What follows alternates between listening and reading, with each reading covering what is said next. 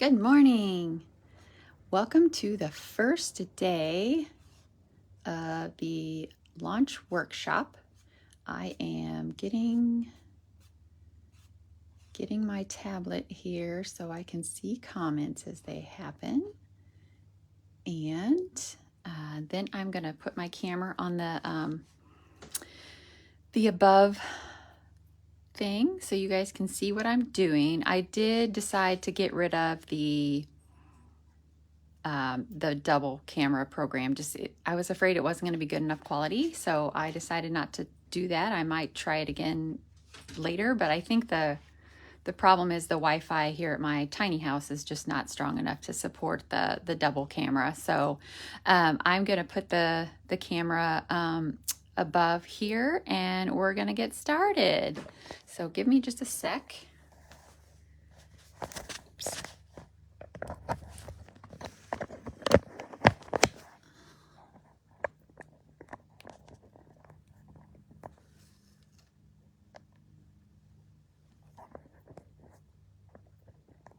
Okay, so I think that should be good where you guys can see.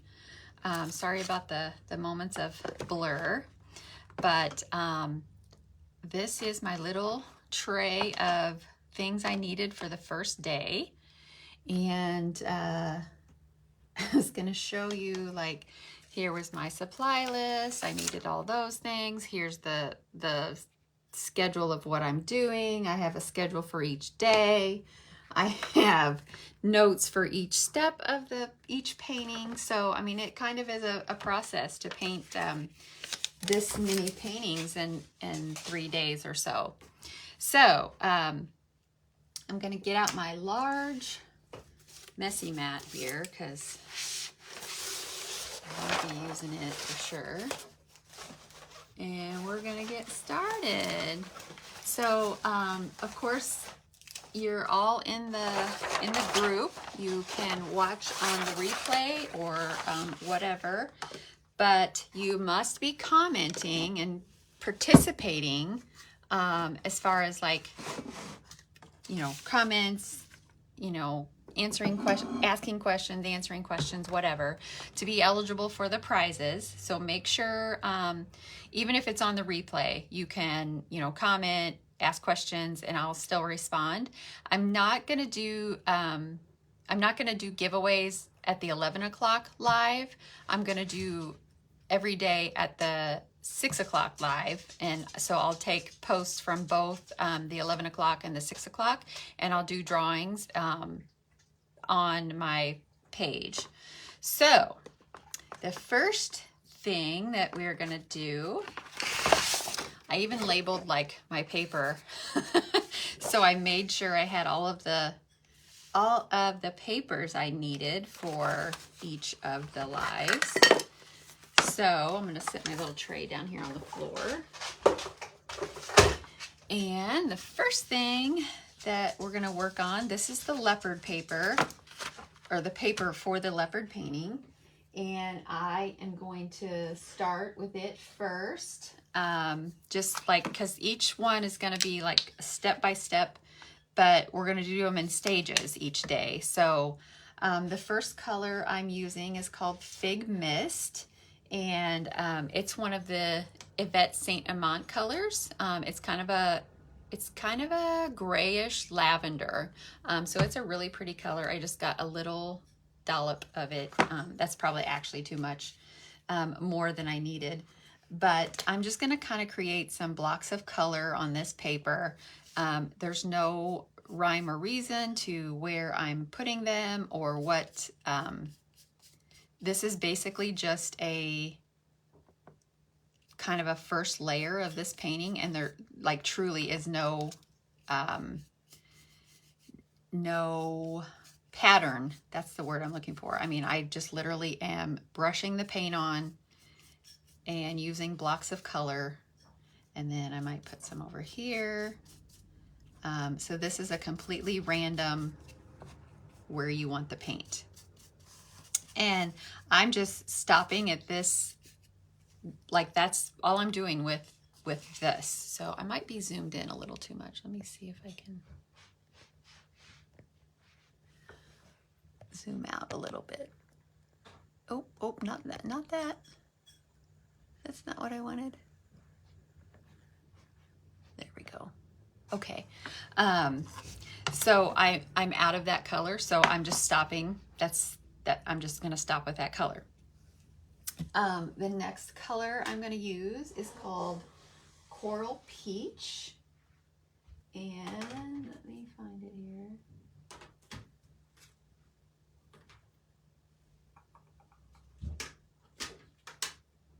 And it's another Yvette Saint Amant color, and it's just a really light peach color. And again, we're just doing blocks of color. I'm not even going to rinse my brush off. I'm just going to kind of scrape it on the paper a little bit, and I'm going to get some peach, and I'm just going to keep going.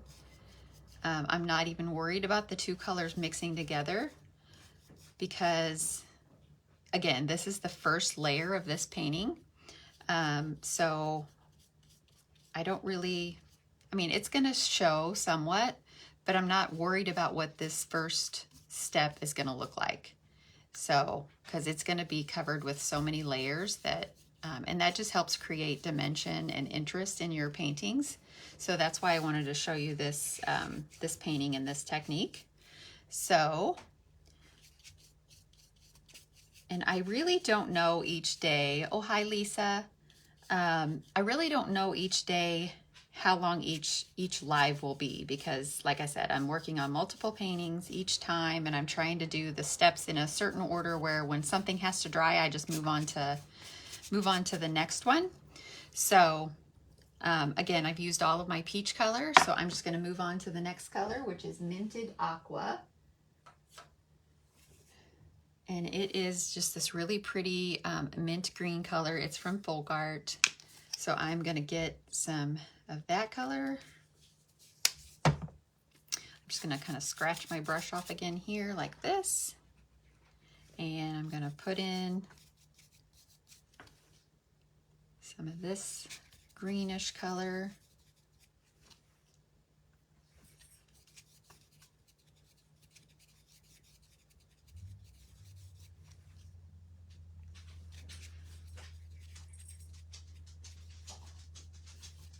So once we have these blocks of color on this paper, obviously we want this to dry well. So we're going to move on to the next, the first step of the next painting, just because I didn't want there to be like so much downtime or using a dryer, trying to move on to the next step. So that's why I'm working on every painting during each live, basically. I'm just kind of going through the steps. And we're just doing it that way just to kind of show you that each step along the way. I'm out of green. I do want to put a little bit more of this Fig Mist on, so I'm going to get some of that.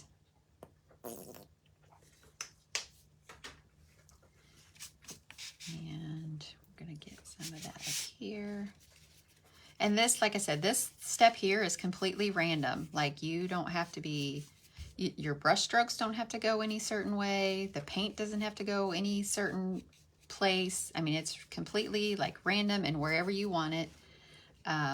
So don't be afraid to just, if you like, I'll put these, you can watch the replay, and even though you won't have the same colors of paint, you can, play around with the process and just, have some fun.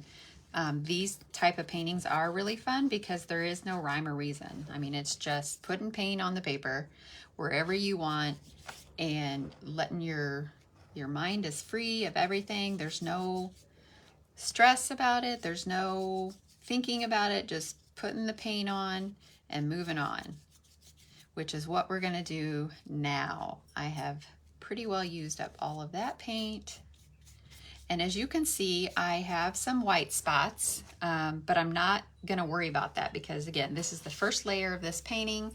We're going to cover it enough that these white spots are going to be covered up. So that is the end of that first step of this painting. And I'm going to lay it aside.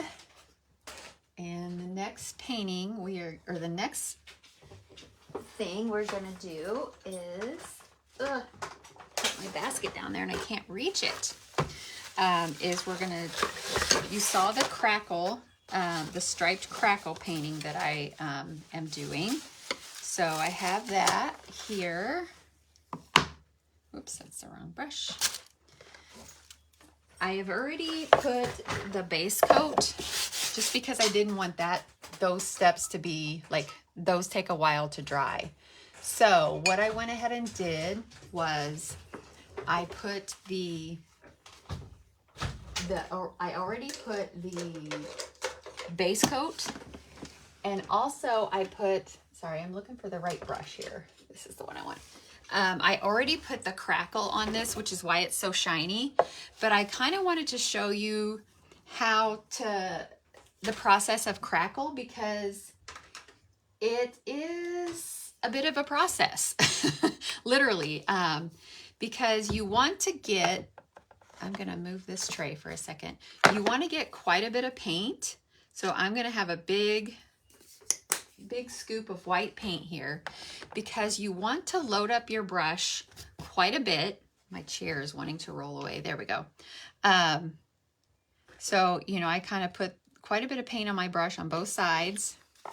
And then when you do this crackle, you want to make sure that you don't go like, we don't go like this, because that is going to make the crackle not work.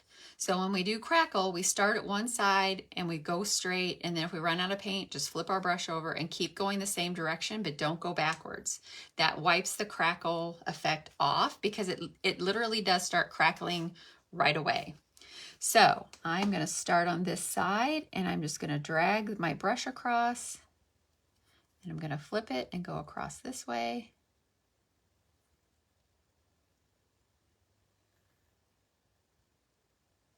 Until I get all the way over to the other side. And you, in a second, let me do my second row here.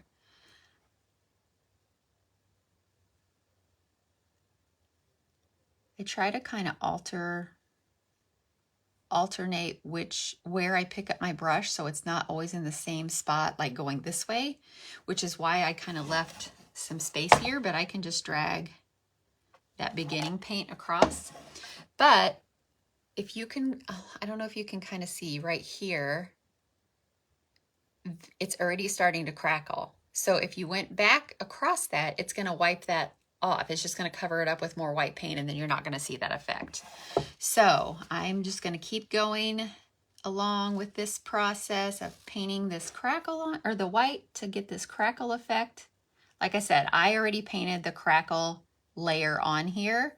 So this is just white paint that I am painting over the crackle medium, and the medium that's already on here is what's making it crackle. So I'm going to drag that over there a little bit, which is why you want plenty of paint on your brush, because you want to be able to go pretty far without having to reload your brush. And you just don't want to be tempted to get more paint and go over what you just painted, which it's hard to resist that. It really is. Especially if you're used to painting and you go back and forth. That's just what especially on like a base coat, like really what this is going to be. So I just wanted to show you kind of how this stuff works, because it does start to work pretty well immediately. Even though you have to wait for it to, like, the paint to dry, obviously.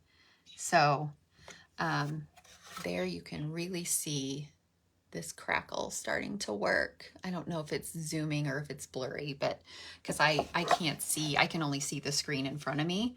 So anyway, I'm just gonna keep on going. I'm not but this is one of my favorite things to do. It creates a really neat effect. Even if you're covering a lot of it, just having that subtle crackle in your painting is really fun. So I like using crackle a lot. I'm actually working on right now I am actually working on a Christmas box to offer to customers, where it's going to have a couple of projects in it that you can do for Christmas. And I'm going to offer that as like a one-time box and for customers. And then you would you could do it as a gift. You could do it for yourself, whatever. So I'm working on the projects for that, just to like I said, I have to plan ahead. So that was kind of the one thing I wanted to start working on last week. And so I started, I think actually Friday, working on like trying to plan out what I was going to do. And, but one of them definitely has crackle on it, because for Christmas stuff, crackle really looks really neat. So just had to get a little bit more white paint out here. So, and then just kind of use, when you're at the bottom and you don't have a full area for the full stroke to go across, I just, use the part of the brush that I can fit on the board and I don't worry about. Oh, I did forget to mention that. This is the only project I'm doing this week that is actually on a board, not paper. It is really hard to do crackle on paper. I've not really tried it, but it's just not very easy to do. So I'm all done with that step. And even looks like from where you're watching, like the setting of I really wanted to try to there we go, to zoom in a little bit more so you guys could see. But it is, you can see it's starting to crackle already. And so now we just need to let that white paint dry before we can do the next step of this painting. So we're going to move on to the next thing, which is why I had to make a schedule. I mean, literally, you guys, it is a process trying to get all of the steps in order, so there's not like long pauses of, oh, we're waiting for something to dry, or oh, she has to get her crap together, because that's a thing too. So I'm going to set this one aside now. Like I said, you can really start to see that crackle working, but it does take a while for this white paint, even though it's just acrylic. When it's on top of crackle, it takes a while for it to dry. So we will work on that some more at this evening's live. So the next fun thing I'm going to do is, I showed you the cardinal painting, and the back side of the cardinal is decoupage. The first one I did all red paper, like a solid, I'll pull it out here. I did this paper on all of it. But then I also found some more reds that I could mix in. They're kind of a burgundy red, which is okay. I mean, I think it'll still mix well with the cardinal. So I think I'm going to mix these in as well, in addition to some of this. And so we're going to work on that. So what I do is I literally just rip pieces of paper to decoupage with. So I didn't pre-rip them this time because I just kind of wanted to show you guys. I mean, literally, it's just randomly ripping pieces of paper.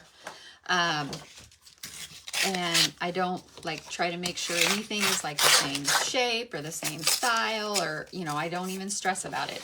It literally is just ripping pieces of paper, random shapes and sizes, and mixing the colors up makes it a little more interesting also. And since I really want this red to be most of the color, that sentence didn't even make sense. I don't want there to be, like you can see when you rip the paper, of course, there's this white edge. Normally that doesn't bother me, but I don't want that white, like when I decoupage, I want the overlap to be the colors. I don't want it to be white. So what I do when I put a piece of paper on, like if there's any white, I rip it in the opposite direction, which will get rid of that white stripe. Or I just make sure when I put it on my paper either I cover that white part up with another piece, or, you know, whatever. But just to kind of describe that a little bit, which is what I'm going to do. So I am going to, these edges that have the white on them will be covered up. So I'm not going to worry about making more tears on this piece. For decoupaging, I actually use what's called gel medium. It's easier to make the line, or make your paper smooth. Oh, what did I do with that brush? There it is. Because it's not so runny, but it's easier to smooth your paper out. And so what I do is I put some of the gel medium on my brush, and I, you know, slap it on the paper basically.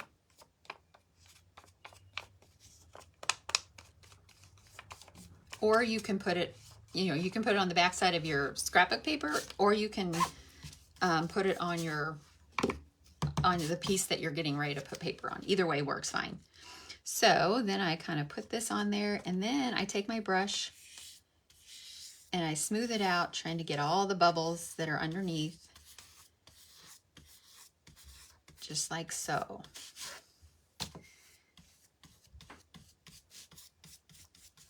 And the other nice thing about gel medium is it's used with acrylic paint. So then if we wanted to paint over this red paper, it wouldn't be a big deal. Like, we could totally just paint over it.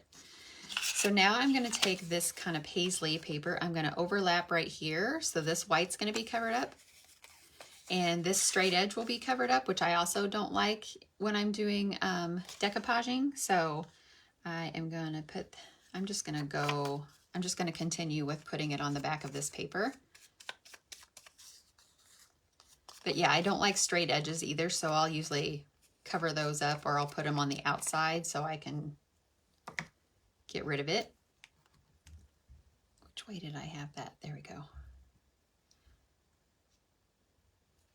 I'll stick that on there, and then I just kind of smooth this out, going all of the directions. And I use quite a bit of pressure with my brush, so I tend to use like an older brush, just so I can smooth it out.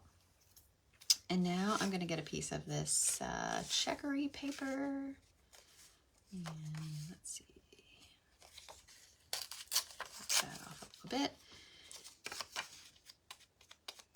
I ripped way more than I need, because I'm not even going to cover the middle, because that's where the, well, I actually might cover the middle. It might make it lay a little smoother. Just ignore what I just said. So I'm going to put this one, let's see, I got to get it turned the right way, or maybe I'll put it down here, because I didn't get that turned the right way for me to.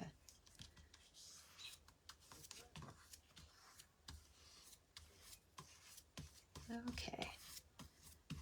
And that's a nice thing too about when you're decoupaging, is you can change your mind, like, oh, nope, it's not going to work there. I'm going to pick a different spot. So this one has almost all like white edges on it. So I'm going to figure out how maybe I'll want it on there. Yeah, I think it'll work that way. But just trying to, a lot of people will kind of lay it out and plan it before they decoupage. I just kind of let it happen. I just think it makes a nicer, you know, as long as I put the colors of paper I want together or whatever, I otherwise don't stress over it. So put it like this, smooth that out.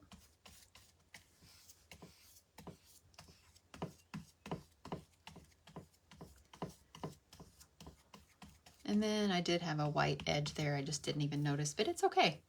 I'm just gonna go with it. And then this one, I wanna rip, because I didn't want that white edge, but I'm going to put the straight edge to the outside, because I'll just trim that.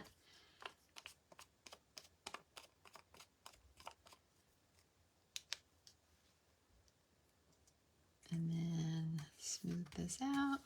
There is one of the projects that I have planned already. I think it's the third box, that we will do a little bit of decoupage. So if you'll get a little jar of this gel medium to be able to try it out. You might not like it, and that's totally fine. If you don't have to use it. You can use like Mod Podge, which is what most other people use. But you will get a jar of it in one of the boxes, so we can play around with it. Just see if you like it.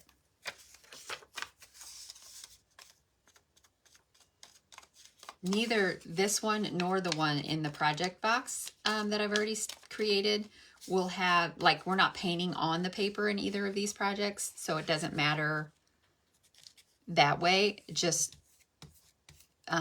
getting a chance to explore it, I guess. So, but it is really nice when you want to paint over it, that you can paint over this gel medium a lot easier than you can Mod Podge.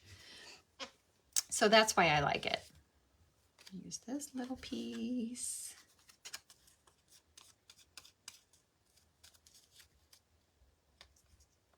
I'm sure most people are busy since it's holiday. I did have to actually go, well, I worked overnight, obviously, but I had to go to a visit this morning, which is why I postponed the live just another half hour, because by the time I got home, I was like, I really need to shower, and I need to make sure all my stuff is organized and ready to go. So I apologize for that, but I wanted to make sure, you know, things kind of went seamless for the most part during the live. So I just wanted to make sure everything was ready to go, because since I worked, you know, I had the art fair this weekend too. So, you know, sometimes I kind of over-plan myself and I don't realize it until like, oops, I didn't realize that I did that. But it's okay. So put this here.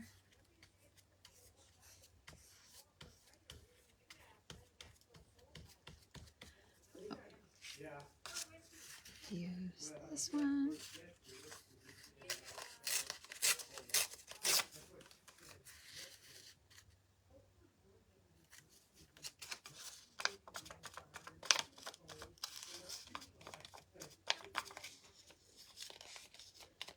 All right.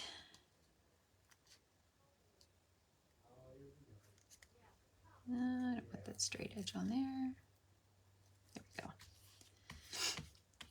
And that's the nice thing too about having ripped paper, is you can just kind of keep turning it until it fits where you want it. And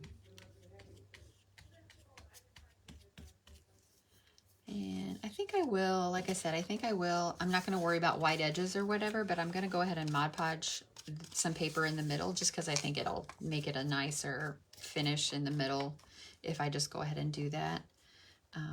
And it's going to be covered up for the most part, so I'm not really going to worry about two prints together or straight edges or white parts. I just want it to be a nicer surface finish for.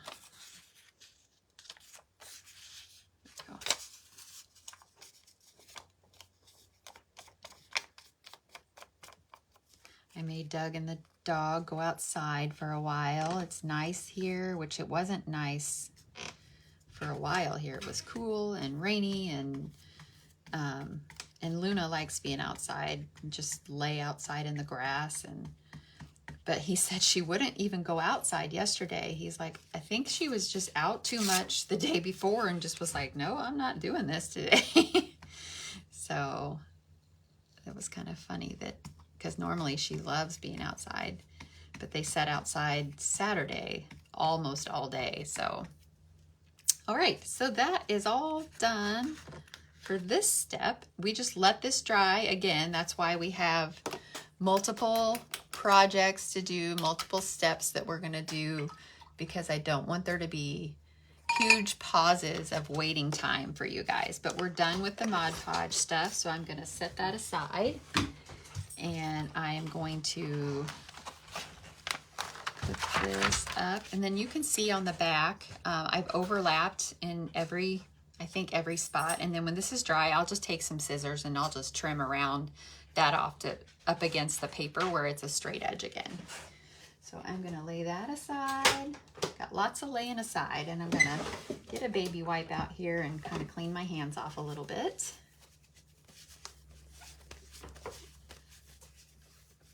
So I'm not sticking to everything.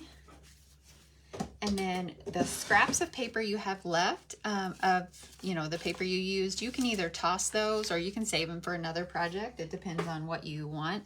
I am gonna kind of wipe that Mod Podge off of this just a little bit, just so it's not so wet and sticky. Okay, now this is the next one we're doing, and I wanted to kind of show you, if I tear my papers out of my mixed media pad, I tape them to a board. Like a clipboard will work fine. This is like a lap easel. I do have a lap easel as one of the giveaways from the workshop. It's not quite this big, which I think is okay. I honestly wish I would have had the smaller one, because sometimes the bigger one is just, it's too big. But I tape my paper down so it doesn't wrinkle so bad, because when you start, sometimes when you start painting, it's just, it wrinkles and it'll flatten back out with no problem. But I don't like my paper to wrinkle when I'm trying to work on it. So I'm gonna trace my image onto this paper. So this is just a sheet of like carbon transfer paper. And I already told you that I got this is the wine glass image that I was painting.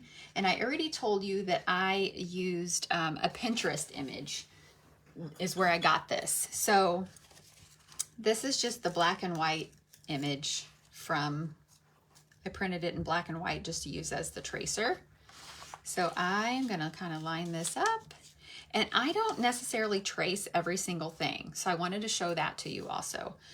Like I don't trace every individual petal of each flower. I just think that's not necessary. So I just kind of trace the important elements. So, which obviously is the wine glass. And I just go over the image with like an ink pen. If you have an image that you want to use for multiple paintings, you can use different color pens, because, you know, after you trace it one time, then it kind of becomes harder to see, like, oh, did I trace that spot already? And if you miss a spot and then you lift it, it's really hard to get it lined back up. So that's what I do. Like I'll trace the first one in black, and then the next time I might use red, the next time I might use green. Sometimes the first time I won't even have my pen open, because then it won't create a line, but you still, it just depends on if it's really difficult to follow, like to see where I've already traced or not. So sometimes I won't even open my pen. So these are just the stems of the flowers coming out of the wine glass and the water. Then I'll do the stem of the wine glass.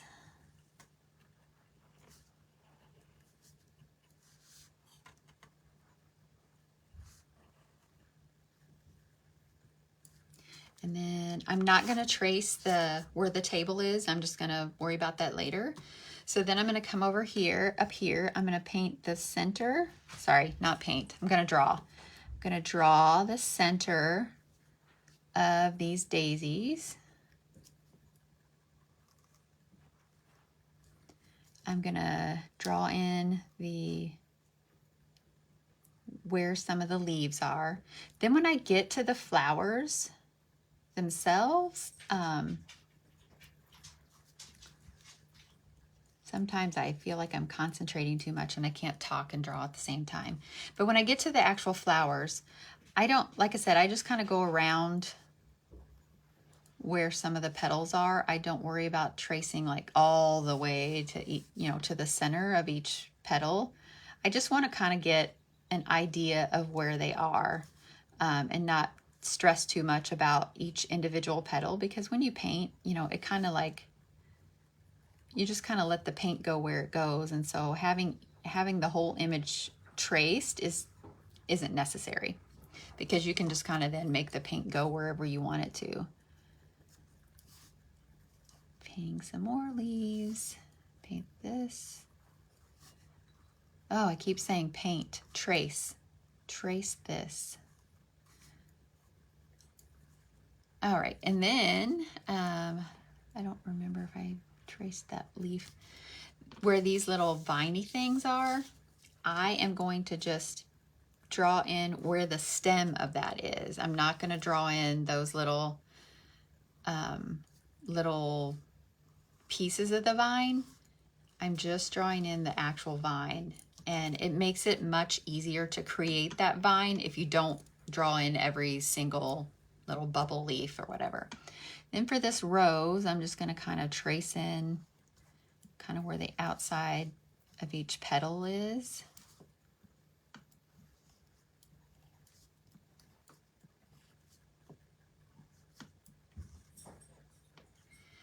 And I think I might have missed this little one, so I better go back over it.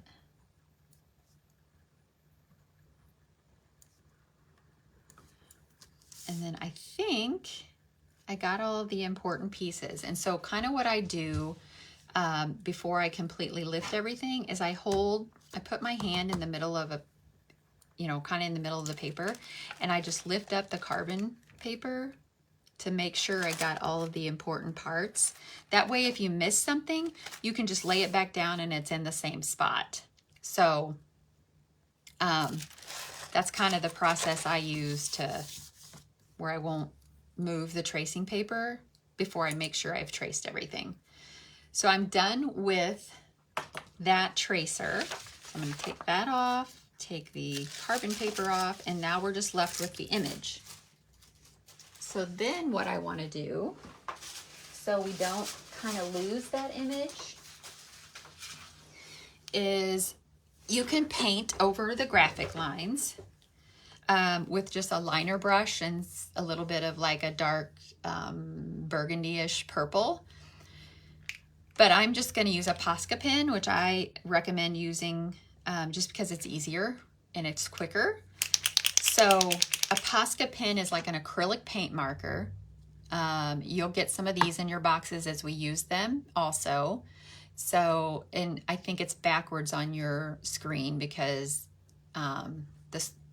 the camera doesn't flip anymore like it used to when you do a live. So it's Posca, P-O-S-C-A. Is the name of the brand, and it's just an acrylic paint marker. So I'm gonna trace over what I've traced basically, and we're covering up those graphic lines, those graphite paper lines.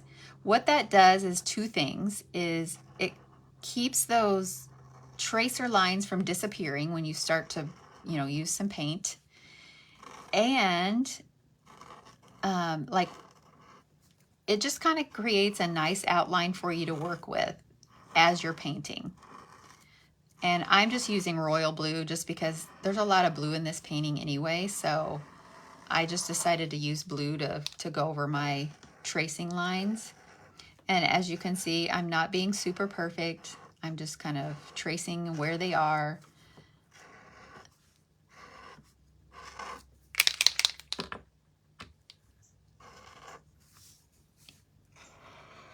But you'll see in a second I gotta shake this more, when I start to add paint, because that's the next step in this one, is we're gonna go ahead and start painting the background of this. But it's gonna be a watered down, kind of like a watercolor wash background. But this Posca marker that I'm using will still show through that watery paint where we haven't lost our image. So that's the other reason I am going over it with this Posca pen, is just so whenever, this also helps, like otherwise, sometimes I'll tell you to do the background first, wait for that to dry, then do your tracing. It just depends on what painting we're doing. But if you do that, like I said, you have to wait for the background to dry or use a hair dryer or something to dry it with while you're waiting. So this method, just kind of helps it show through if your background is kind of going to be more of a light colored, where you can still see through it.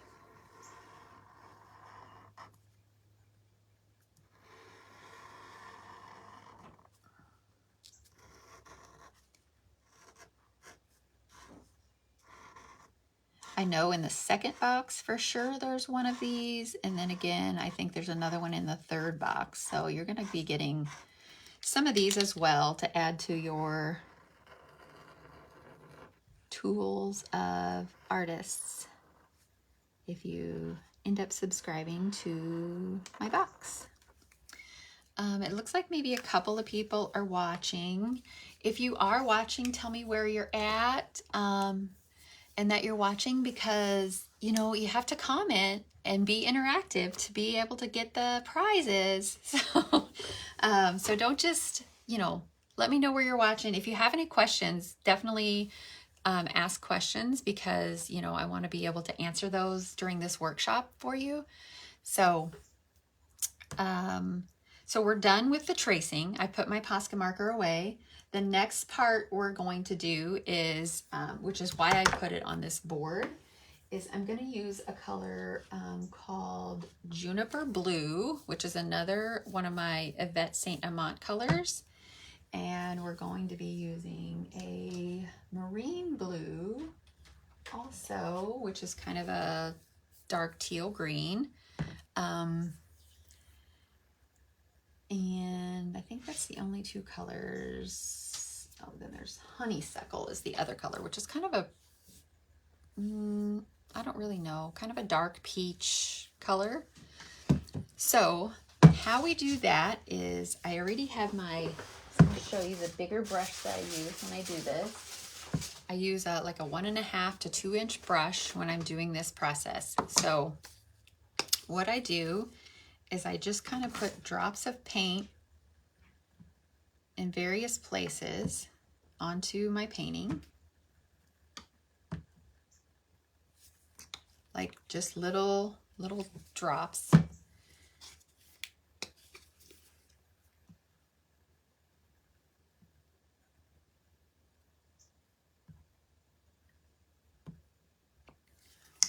And then what I do is I dip my whole brush into my water, and then I start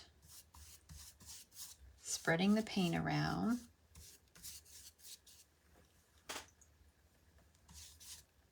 Where it makes it, you know, more of a watery mix. And I don't add any more paint than what's already on there. Those drips of paint or drops of paint that I put on there, that's all I add. I don't add any more to it. I just keep getting more water and spreading that paint around. And then as you can see, our underneath image, because we've watered our paint down so much, is still gonna, we're still gonna be able to see that. I use quite a bit of water, and as you can see, even though my images or my paper is taped, it's tending to wrinkle quite a bit. So that's kind of why I like to tape it if I know I'm going to do this, just so it flattens back out a lot nicer if you tape those edges.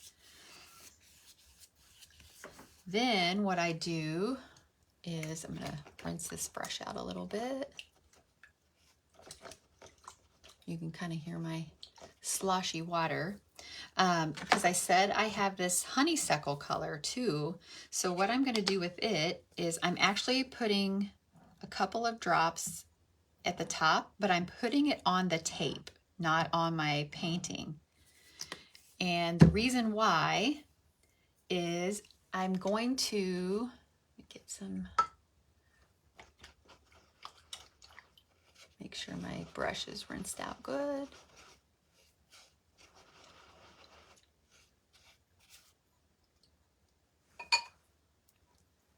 All right, then I take my watery paintbrush. I think I'm gonna, you can still see this here if I prop this up a little bit. Take my watery brush, I go across the top of this painting, and then I go across this paint, like so. And if I'm holding it up, it's making that paint just dribble down the front of the painting. So I just want to do that kind of let that drip some. Trying to... You can also do this with like multiple colors if you want. Like you can have 2 colors of these drips going down the page. I'm just going to use the 1 color today. So now I'm going to get my little handy dandy baby wipe out again. And that's all the dripping I want to happen. So, but I wanted to wipe up this that I got on my table here. So then we'll let this whole thing dry. And it'll be dry by the time I'm ready to do the next step, which is not until like later tonight. But that is how you get that kind of washed background. And you can add like the drips and such to it to make it kind of just an interesting background. And that background, like that's it. That's all I'm going to add to that. I'm not going to, I'm not going to have any more background on it. So when it's dry, it looks really neat. So the next little project is we're going to work on the portrait that I talked about. Okay. And for the portrait, we're going to use a stencil. So I just got a piece of my mixed media paper and gonna line this up like we want, and I'm going to use a pencil. Well, I'll just use this pen because that's what I have close here. And I'm just going to trace over the stencil, trace in the stencil, I guess.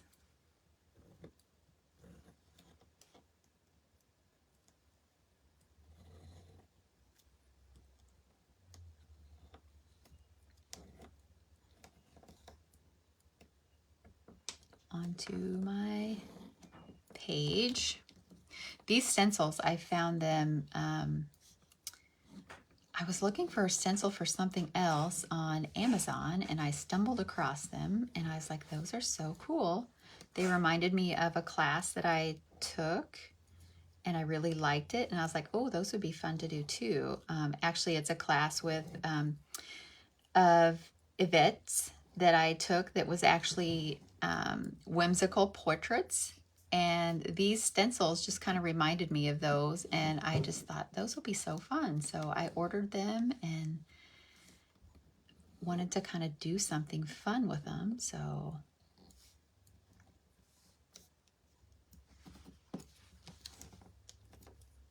this is to just kind of give you an idea of where the elements are. Not necessarily, it doesn't have to be perfect or worry about what it's going to look like once we start painting. It's just kind of to give you a guide to where her face is. So you can kind of start painting the elements to her.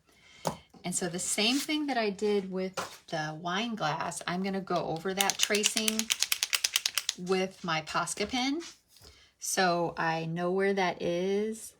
And since I'm using blues, that's the other reason I wanted to use this blue, because this painting, instead of the reds and pinks that I used on the one of the sample, I'm going to use blues. I just thought it would be a good change up. So I am tracing these lines. I am being a little more careful on this one because I want to make sure the image doesn't get too distorted. So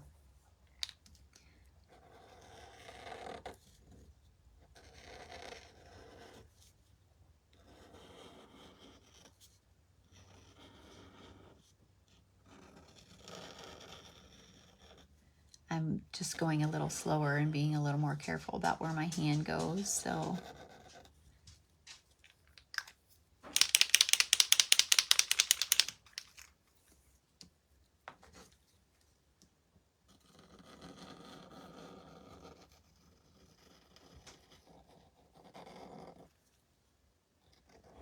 I did give her a little bump in her nose, didn't I?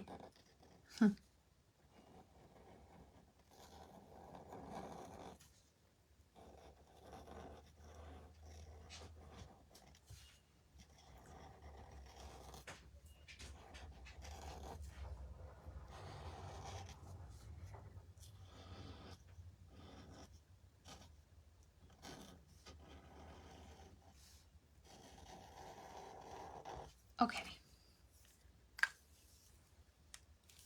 So that image is all traced. We're ready for that one to go. So what I'm going to do next is I have the cardinal tracer, and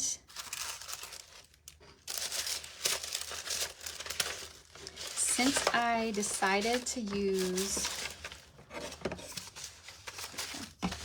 so this was my original painting of the cardinal, and I put it on a cross. So this one, you can see I chose this down at the cross as my hymnal that I put it on, since there was a cross on it. So then I went through there looking for more images, and I found like the old rugged cross, and there was still with thee, which still with thee, meaning like cardinals represent, you know, like loved ones that have passed are back visiting you. But I think I'm going to use the old rugged cross one. And what I'm going to do is, I do need my pencil. Let me find that really quick. Thought I put it in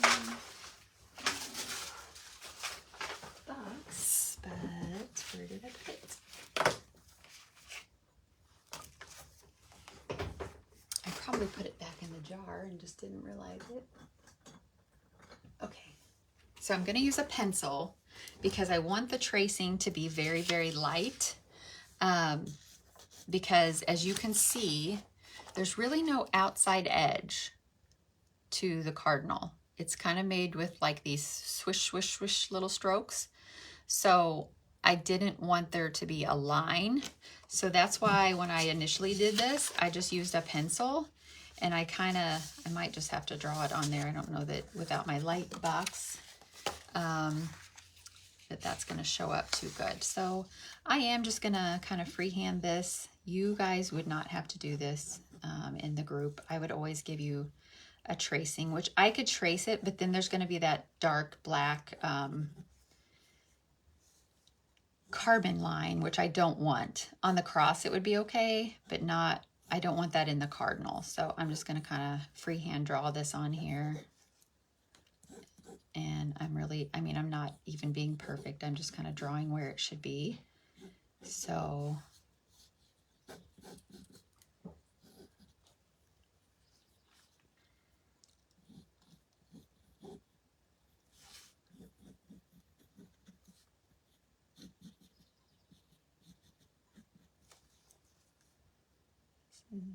bottom, make a tail.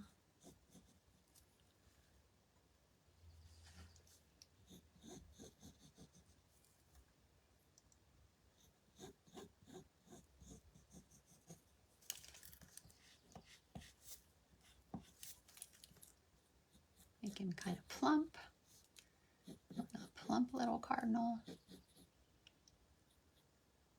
I think I got the head too skinny, maybe.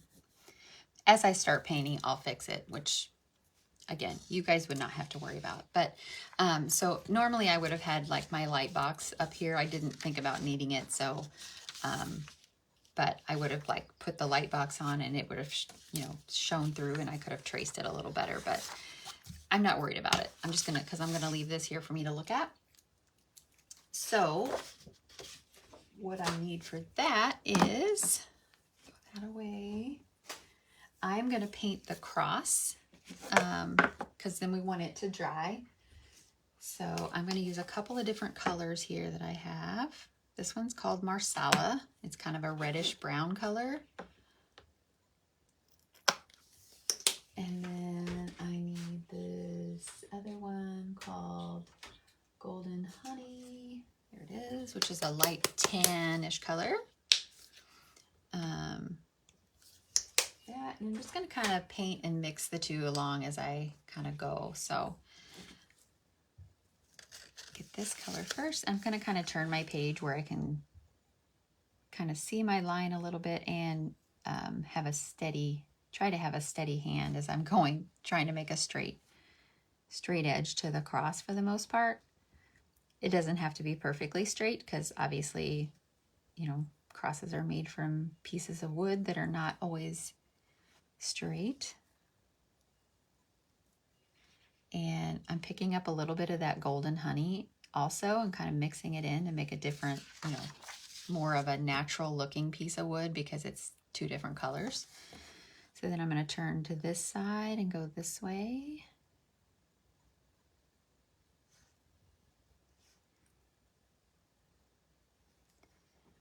And painting this cross is the last step that I have planned for this live, but I think I might start on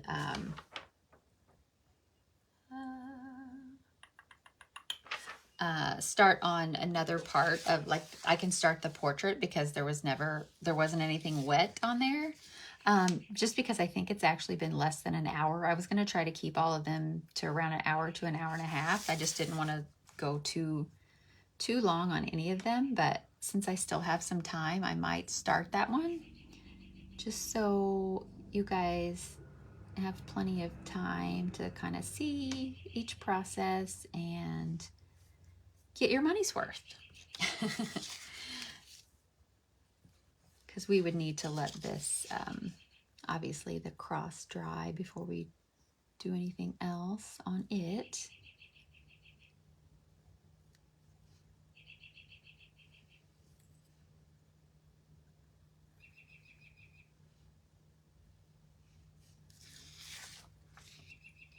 And I'm going to put a second coat on the cross. The cross part, I don't necessarily want the music to show through, so I'm going to go ahead and put a second coat over that.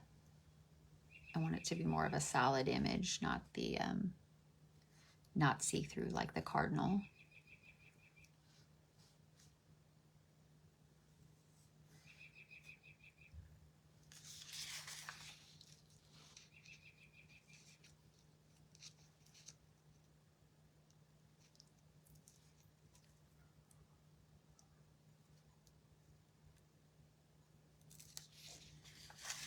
Okay, so we're just moving along. But yeah, then I think I will start the portrait with you guys, even just a little bit of it, to kind of show you how, like, it's hard to, I'm sure it's hard to visualize. Like, you've done this stencil, now what are you going to do with it? Even though you've seen the sample, you know, how did that come to be?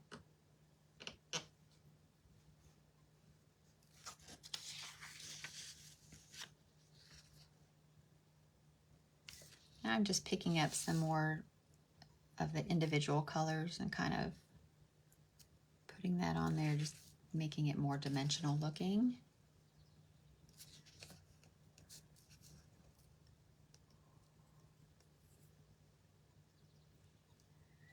I thought I could see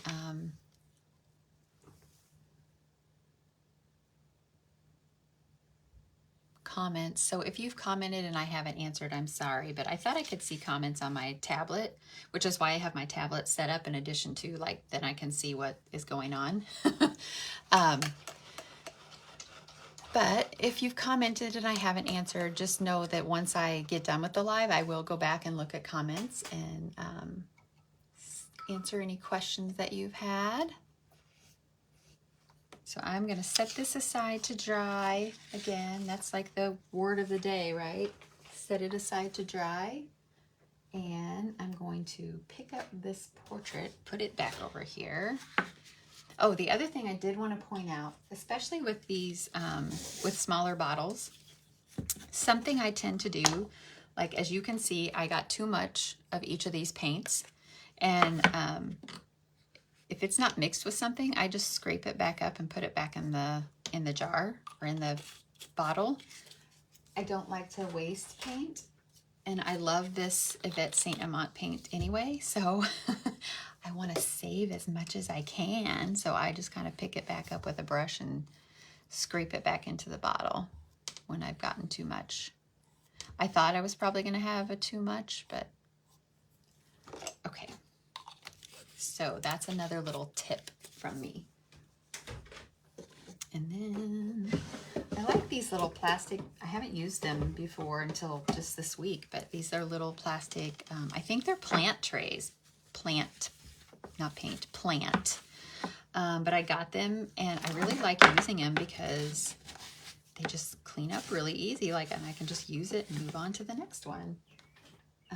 When I have multiple paintings going at the same time, which I always do, literally. I always have multiple paintings going at once because I usually do a lot of things that, oh, I gotta wait for that to dry, so let me work on this one for a while. So these are just little, I probably maybe will order some and include them in some of your boxes because they're really nice. You can just wash them off or use a wipe. And, I kind of have got to where I really like them. So I'm just gonna grab a bunch of blues out of my paint stash here. Put some of these other colors back, which I usually do and I didn't.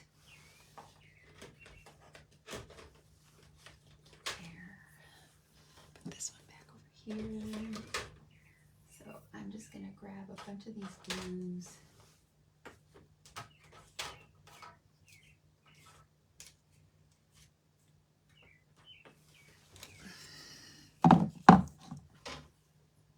And that's the other reason I decided to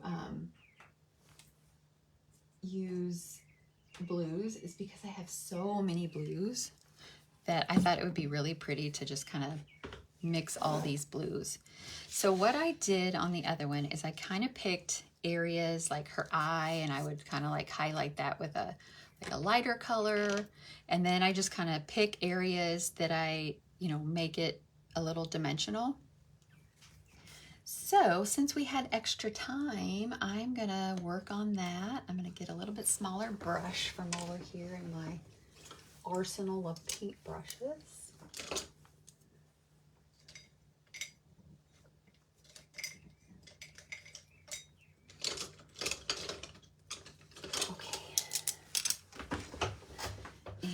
I'm going to show you how we're going to create this painting.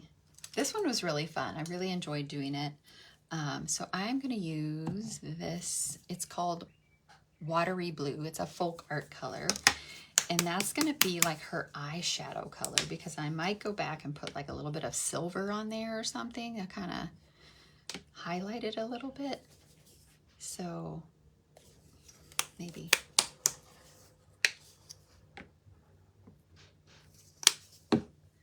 And again, like I really just use a little bitty dot because I don't like wasting paint, and it's usually much easier to just get some more versus trying to, I mean, it's not hard to put it back in the bottle, obviously, but it's a lot easier just to get more paint than to worry about wasting paint.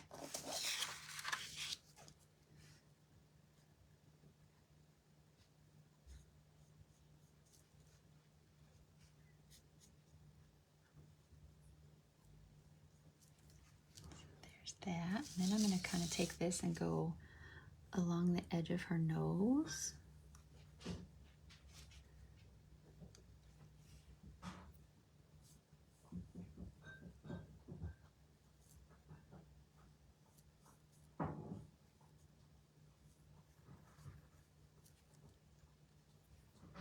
So we're just kind of accenting her features with different colors of paint is what we're doing. So then I'm going to go this rounded part of her chin. I'm going to put some there.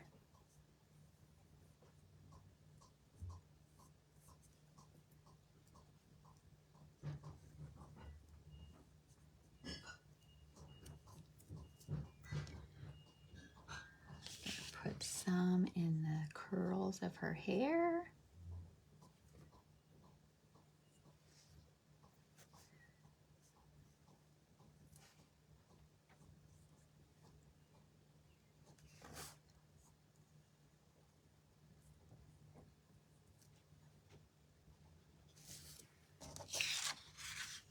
So So I'm really just kind of highlighting some of the features with this lightest color, like we would do with like a white. But since we want it to stay all blues, we're gonna just use this light blue as our highlight color.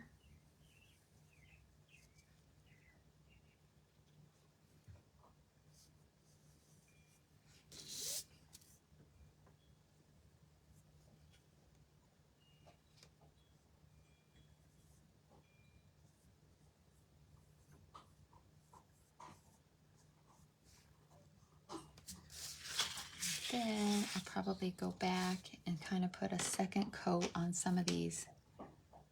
I'm not worried about like the blue paint pen showing through because that's actually where we're gonna do something else with the stencil and add another layer. So I'm not worried about covering that up. I think I actually might put this light highlight here along her neck too,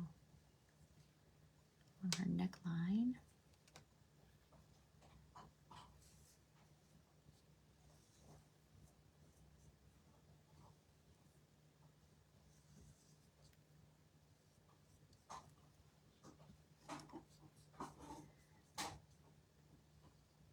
So this project would, you know, obviously takes a little bit more vision, like you kind of have to see where you're going with it. But then what I'm going to do with the rest of this paint is the background, as you saw on the other one, is striped. So I'm going to just go ahead and go over here on this edge and paint a light blue stripe with this blue color.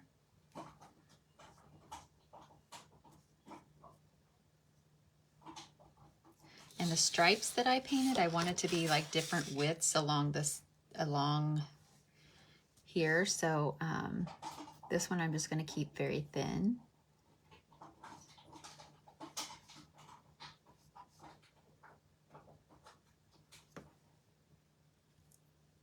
And I'm just going to keep painting until I run out of paint.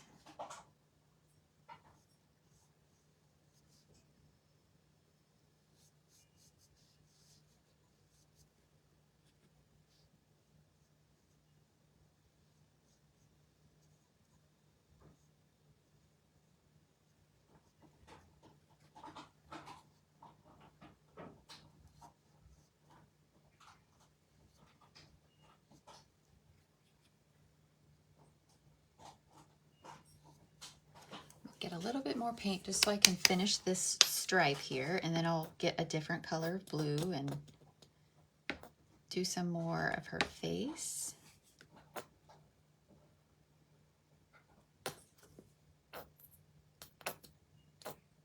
we go.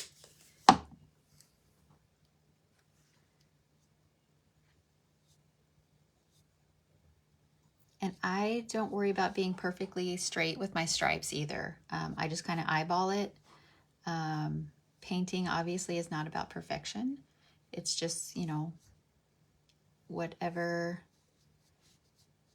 it's whatever you see and whatever you want to create. So I don't worry about my stripes being straight. I mean, if someone says, oh, your lines aren't straight, well, oh well, you know. I had to use a ruler lots of years in my life when I went to, I originally wanted to be an architect, and so of course architecture is about straight lines. So using straight edges and rulers, you know, I did that for a lot of years, and I don't have to now. So there's the light blue stripe for adding the stripes into our painting. So now I am going to grab another color of blue, and let's see, because I'm done with that one. I'm going to put it over here just so I don't mix them up. I think I'm going to use a different, I'm going to use this cobalt hue. I almost said blue, but it's actually cobalt hue, which is kind of a royal blue color. So I try to not put like, I was gonna use this Newport blue, but it's another light blue, and I don't want to put light blues and light blues together if I can keep from it. And if I use it next, I'll just, out of habit, that's what I'll do. So I didn't rinse my brush. I didn't want it to be all watery, so I just kind of wiped it on a towel, and This is a darker blue, so I'm not worried about it. And so here I'm gonna go above her eyebrow here with this blue, up next to that hairline.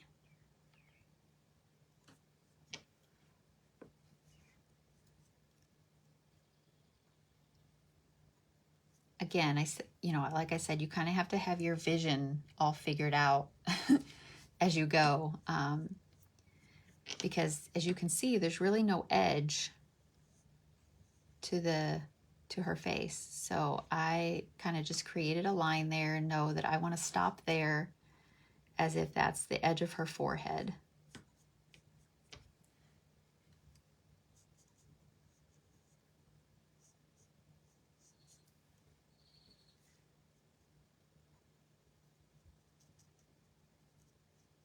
Okay, then I want to go, I think I want to put a different stripe here along her hair.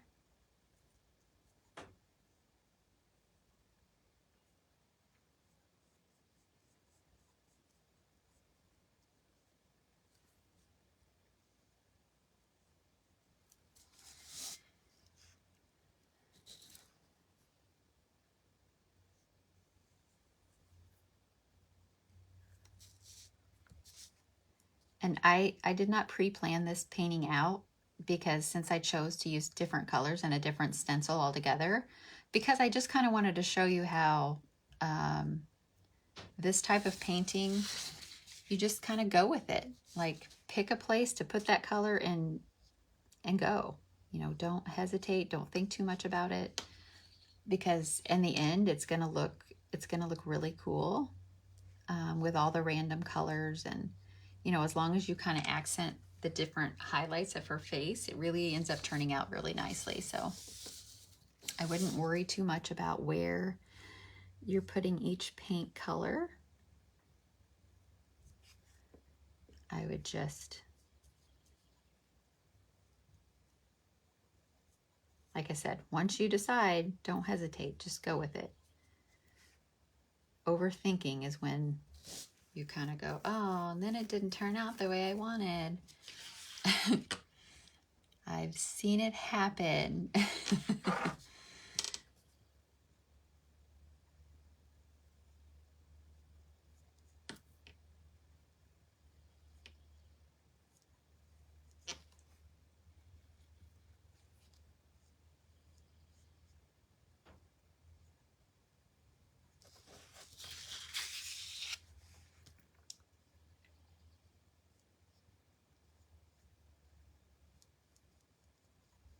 With this color, I will probably have to do a second coat just because it's a darker color and it's a folk art color. And even though I really like the coverage of folk art, it's not as, it doesn't have as good of coverage as the Yvette colors, but it does have good coverage compared to a lot of other colors. So I do like it.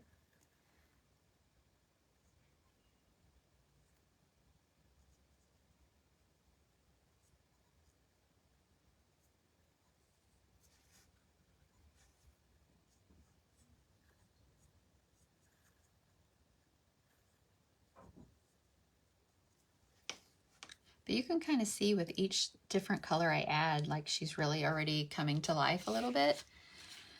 I'm going to use some more blue and I'm going to make another stripe, and I think I want it to be about here.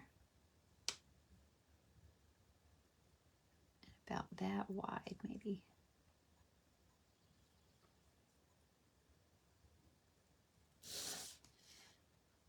I do find it's easier to make a straight-ish line if you turn your paper and let your arm go sideways, your hand go sideways, not up and down.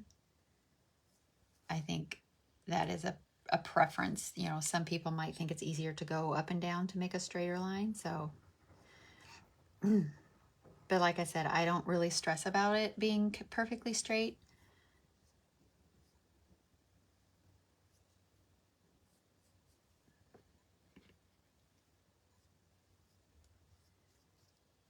So probably after this color, I'm done with this color, I'll probably end for the for the morning, afternoon, whatever, and then I will see you back again tonight at 6 to do more steps of each painting. Hopefully there's more people watching then, as far as being, we can interact a little more. So I look forward to coming back later tonight. And then tonight, you for sure want to comment either tonight or on the replay, like asking questions, commenting, just because that's how I'm getting names for my drawings. I think I have 10-ish. I'd have to count again. I think I have 10 prizes to give away. So you definitely want to comment, ask questions, you know, be a part of the workshop in any way you can, just to be eligible for prizes, because there's some nice things. Like I said earlier, when I found some excess things when I was purging and I wasn't going to use, and I was like, yep, my pain is your gain. Like, I might as well give them to you guys. They were brand new things. And when I found that I wasn't going to use, and I was like, I might as well use them, as even after I had bought in some things for my prizes. But this is how this one is coming along. So I will let me take my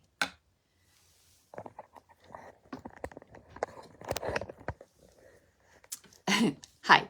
So I will probably do another coat of blue on this lady before tonight, just so she's ready to go. But I'll be back tonight at 6 o'clock Central Time. So if you're in a different time zone, I know some of you are, it'll be a different time for you, but it's 6 o'clock Central Time, and we will do the next steps on each of these paintings. So I look forward to seeing you guys. Have a good day. Happy Memorial Day. Bye.